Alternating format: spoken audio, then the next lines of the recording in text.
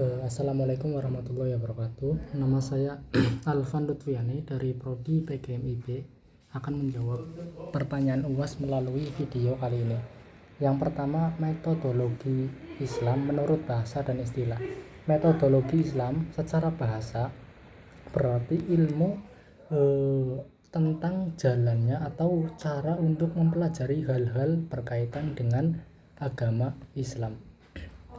Kemudian secara istilah, metodologi studi Islam diartikan sebagai pendekatan ilmiah dan sistematis untuk memahami, menjelaskan, dan mengkaji secara atau seluruh aspek ajaran Islam secara luas dan mendalam. Untuk memahaminya secara utuh, istilah ini dapat dibedah berdasarkan dua komponen pembentukannya, yaitu kata metodologi dan studi Islam. Menurut bahasa etimologi, kata metodologi Islam tersusun dari tiga dasar yang memiliki asal-usul bahasa berbeda. Yang pertama ada metodologi, berasal dari bahasa Yunani, yaitu meta, sepanjang atau melalui, hoods, yaitu jalan atau cara, dan logs, yaitu ilmu. Secara harfiah, metodologi berarti ilmu yang mempelajari tentang jalan atau cara kerja yang bersistem. Kemudian ada studi, berasal dari bahasa Inggris, studi yang berarti kajian, telaah, atau usaha mempelajari.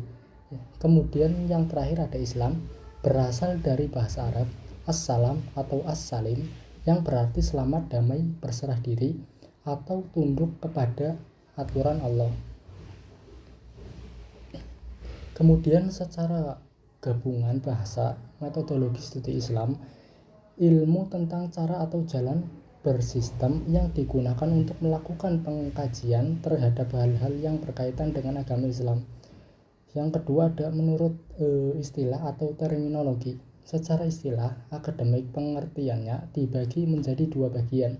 Sebelum disimpulkan secara utuh, pengertian per komponen yaitu ada metodologi, pengkajian teoritis mengenai prinsip-prinsip prosedur, yang mana aturan dan metode penuntun yang digunakan dalam sebuah disiplin ilmu pengetahuan. Kemudian ada studi Islam, terjemah dari Dios Islamiyah bahasa Arab atau Islamic Studies dunia barat. Artinya adalah usaha sadar, sistematis, dan terpadu untuk mengetahui serta membahas secara mendalam seluk-beluk agama Islam, baik berupa teks suci maupun sejarah, institusi maupun praktek. Kemudian pengertian utuh metodologi studi Islam. Metodologi studi Islam adalah cabang ilmu yang mempelajari berbagai metode, pendekatan, dan prosedur ilmiah yang digunakan secara teoritis untuk mengkaji, menganalisis, dan memahami ajaran Islam secara komprehensif. Yang kemudian disiplin ini tidak hanya fokus pada apa yang dipelajari, melainkan bagaimana cara mempelajari Islam yang benar-benar secara ilmiah agar tidak menghasilkan pemahaman yang keliru atau kaku. Kemudian ada ragam pendekatan yang dipelajari dalam penerapan metodologi studi Islam, mengenal berbagai pisau analisis pendekatan. Ada pendekatan teologis, normatif, ada pendekatan historis, ada pendekatan filosofis, dan ada pendekatan sosiologis dan antropologis. Kemudian pertanyaan yang kedua, apakah ketika rukun Islam tidak dilaksanakan, apakah masih dikatakan Muslim? Jawabannya tergantung ketika ia meninggalkan. Ketika meninggalkan karena dia malas, hanya karena malas, maka dia masih dikatakan orang yang Muslim. Tetapi ketika dia meninggalkan karena ingkar, maka dia dikatakan orang yang kafir atau sudah keluar dari agama Islam. Kemudian saya jelaskan meninggalkan karena mengingkari kewajiban. itu dinamakan juhud. Jika seseorang tidak melaksanakan rukun Islam seperti sholat, zakat, puasa, atau haji karena tidak percaya, meremehkan, atau menganggap ibadah tersebut tidak wajib, maka para ulama sepakat ia telah keluar dari Islam, murtad. Mengingkari rukun Islam sama saja mendustakan Al-Quran dan ketetapan Allah yang sudah mutlak kebenarannya. Yang kedua, meninggalkan karena malas atau lalai.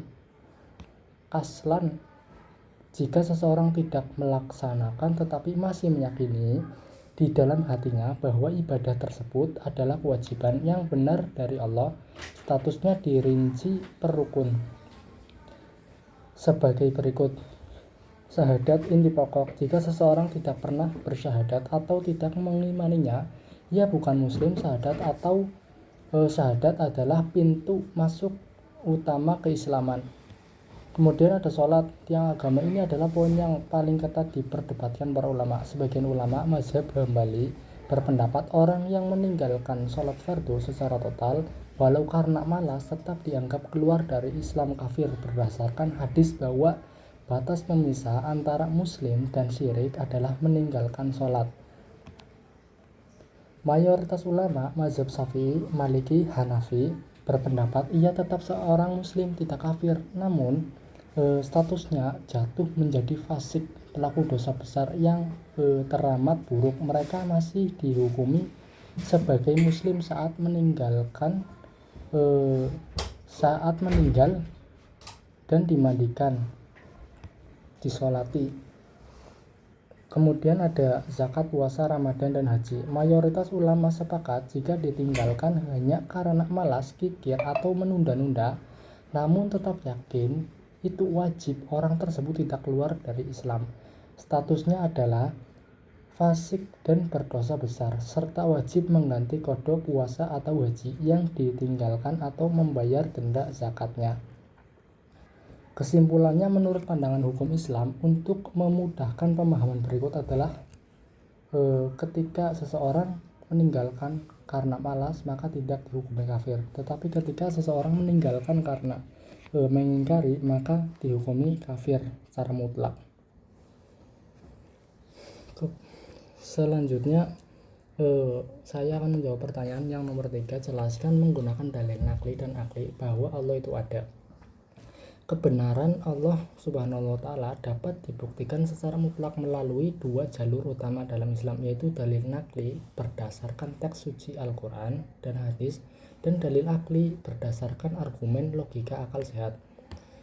Yang pertama, dalil nakli teks suci Al-Quran. Dalil nakli adalah bukti yang bersumber dari wahyu Allah bagi yang beriman. Dalil ini adalah kebenaran mutlak, seperti surat Tur ayat 5, argumen penciptaan yang berbunyi am khuliqu min ghairi syai'in am humul khaliqun. Apakah mereka diciptakan tanpa ada satu pun yang menciptakannya mereka,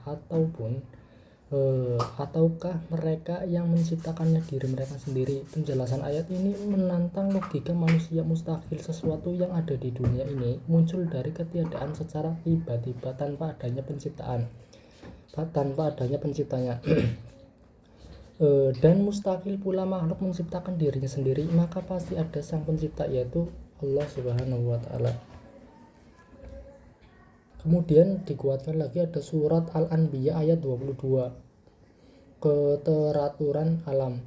Lau kana fihima alihatun illallahu la fasadata. Sekiranya di langit dan di bumi ada Tuhan-Tuhan selain Allah, tentulah keduanya itu telah rusak, binasa. Penjelasan ayat ini menegaskan bahwa keteraturan alam semesta yang sangat presisi ini membuktikan bahwa pengaturannya hanya satu. Jika lebih dari satu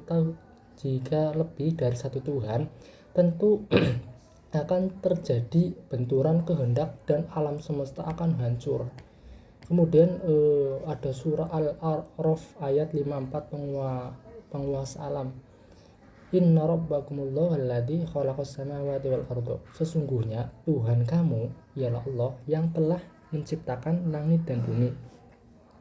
Kemudian ada dalil akli, logika, dan akal sehat. Dalil akli adalah argumen rasional yang dapat diterima oleh seluruh manusia, bahkan oleh orang yang belum beriman sekalipun, karena menggunakan hukum alam dan logika berpikir dasar. Hukum kuasalitas sebab akibat kalam, yaitu logika setiap akibat pasti memiliki sebab. Sebuah meja tidak akan ada tanpa tukang kayu. Rumah tidak akan ada berdiri tanpa pembangun. Kemudian ada penerapan alam semesta yang luar biasa, megah, galaksi, bumi, dan manusia adalah akibat karena alam semesta. Karena alam semesta ini tidak nihil, maka secara logika wajib ada sebab pertama yang menciptakannya. Sebab pertama ini haruslah sesuatu yang tidak diciptakan, tidak berawal, dan maha kuat, yaitu Allah. Kemudian keteraturan dan keserasian alam. Logikanya, sesuatu yang teratur presisi dan memiliki fungsi spesifik tidak mungkin terjadi karena kebetulan atau ledakan acak. Sebuah jam tangan yang rumit pasti dibuat oleh pembuat jam yang cerdas, bukan terbentuk sendiri dari tumpukan besi. Penerapan bumi berputar pada porosnya dengan kecepatan yang pas. Jarak bumi ke matahari sangat presisi. Jika terlalu dekat, kita terbakar. Jika terlalu jauh, kita membeku. Sistem ekosistem rantai makanan hingga terstruktur DNA manusia sangat rumit dan rapi. Keteraturan ekstrim ini secara akal sehat membuktikan adanya sutradara agung yang maha cerdas dan maha mengatur. Kemudian teori kemungkinan imkan, yaitu logikanya segala sesuatu di alam semesta ini bersifat wujud. Mungkin adanya bersifat mungkin, artinya alam semesta ini dulunya tidak ada, sekarang ada, dan sesuatu yang bisa hancur tidak ada lagi. Penerapannya gimana? Sesuatu yang sifatnya mungkin ada dan mungkin tidak ada membutuhkan kekuatan luar yang menentukan atau memilih agar ia menjadi ada. Kekuatan luar yang menentukan kebenarannya alam semesta ini harus bersifat wajib al-wujud, wajib adanya, tidak bergantung pada yang lain, yaitu Allah Subhanahu wa Ta'ala. Kesimpulannya, hubungan nakli dan akli. Dalam Islam, akal, yaitu akli, dan wahyu nakli tidak pernah bertentangan. Akal manusia digunakan untuk mengamati alam semesta dan menyimpulkan bahwa Tuhan itu pasti ada. Kemudian wahyu Al-Quran datang untuk menjawab dan memperkenalkan siapa Tuhan tersebut, apa namanya Allah, dan bagaimana cara menyembahnya. Mungkin cukup sekian dari saya, kurang lebihnya mohon maaf. Wassalamualaikum warahmatullahi wabarakatuh.